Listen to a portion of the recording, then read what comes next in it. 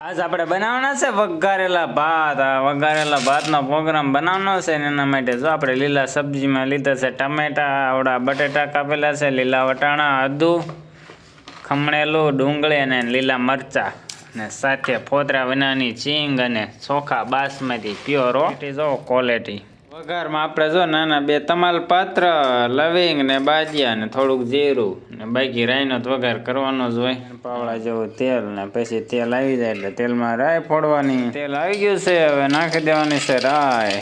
રાઈ ફૂટી ગરમ મસાલાનો વઘાર કરવાનો. હાલો આ થઈ ગયો ગરમ મસાલાનો વઘાર, કમ્પ્લીટ વઘાર થઈ ગયો છે ને હવે એમાં નાખવાનો ડુંગળી, મરચાં ને આદુ.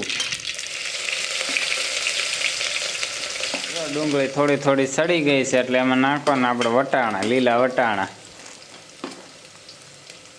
વટાણા ને બટેટા. ટાટા નમક સ્વાદ પ્રમાણે જ નાખવાનું હો, પાછું નકર પછી તકલીફ થઈ જાય. કાસું ખાઈ જાવી.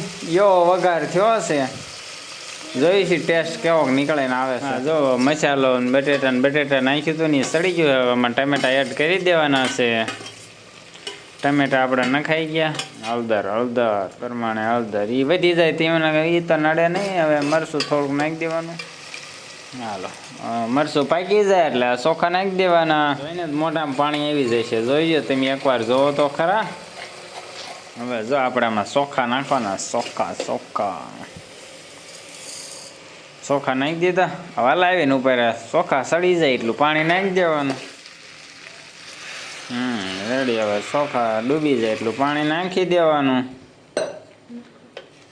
સડી જાય એટલે હાલો ટેસ્ટ કેવો નીકળે છે સાખવીને પછી તમને રિવ્યુ બતાવો. આપણે જો અત્યારે જો ભાત બની ગયા છે.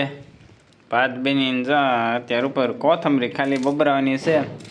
તમે એકવાર લોક જોવો ચોખાનો. આપણે તો દેશી ભાષામાં ચોખા વગેરેલા કેવી, પણ એકવાર લોક જોવો. લોક મોઢામાં પાણી જ આવી જાય એવું. મિત્રો આપણા ભાત જો બનીને થઈ ગયા છે રેડી ને અત્યારે જો આપણે ટેસ્ટ કરવાના છે. જો જોઈને તમને મોઢામાં પાણી જ આવી ગયું છે. અને સાથે જો કોબી, ડુંગળી ને ટમેટા ને સંભારો ને સાથે લીંબુ ને સાથે ખાટું મીઠું દહીં.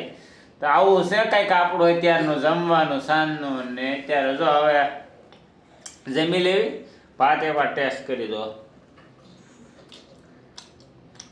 કાંઈ ઘટે નહીં એવો સ્વાદ છે. કાંઈ એટલે કાંઈ ન ઘટે, એમાં કોઈ વસ્તુ નથી ઘટતી. આજના બ્લોગમાં એટલું. જો તમને બ્લોગ ગમ્યો હોય તો લાઈક, શેર અને સબસ્ક્રાઇબ કરવાનું ભૂલતા નહીં. મળીએ છીએ આપણે નવા વિડીયો અને નવા બ્લોગ સાથે. ત્યાં સુધી બધાને બાય બાય. ખાસ કરીને સબસ્ક્રાઇબ કરવાનું ભૂલતા નહીં.